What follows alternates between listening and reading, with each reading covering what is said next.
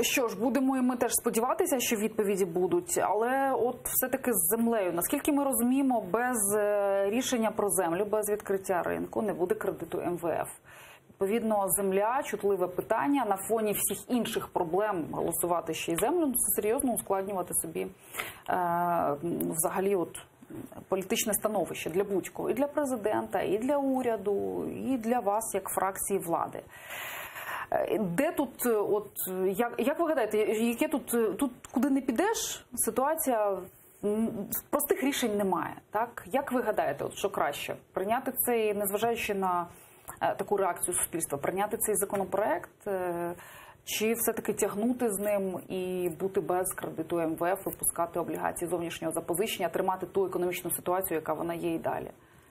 Ну, дивіться, я вважаю, бо я загалом проти того, аби ми відкривали ринок землі лише тому, що МВФ про це вимагає.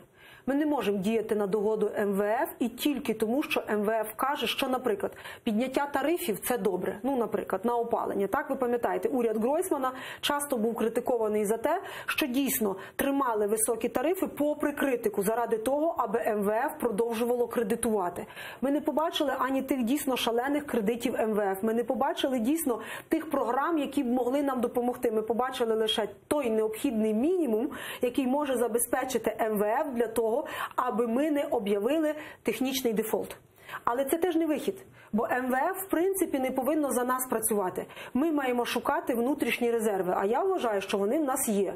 І це якраз промисловий сектор, і це якраз та реіндустріалізація, якої ми чекаємо, величезних підприємств, в тому числі оборонних підприємств. Ми маємо де на сьогодні, якби сфокусувати свою увагу, ті точки росту закласти. Але, дійсно, є питання, бо якщо МВФ визнає, що ми не платоспроможні, це тягне за собою не тільки тому, що це кредитна установа, а і інші кредитні установи. Це Світовий банк, ви знаєте, це і наш інвестиційний клімат, на який дивляться інвестори, розважаючи на те і приймаючи рішення, заходити в країну чи не заходити. Я кажу, що мусить бути декілька варіантів, і на поталу, якщо можна виразити і так сказати свою емоцію, ми не можемо класти туди землю. Я переконана, що на сьогодні МВФ не вимагає саме продажу землі як основний, так би мовити, елемент чи основний критерій, за яким вони вирішують, буде чи не буде надано кредит. МВФ вимагає збалансування бюджету. Покажіть, що ваші доходи дорівнюють видаткам, чи навпаки, ваші видатки дорівнюють доходам. Покажіть, як ви нам віддасте, у разі чого, наш кредит. І не більше. І тут до уряду питання, як ти його покажеш?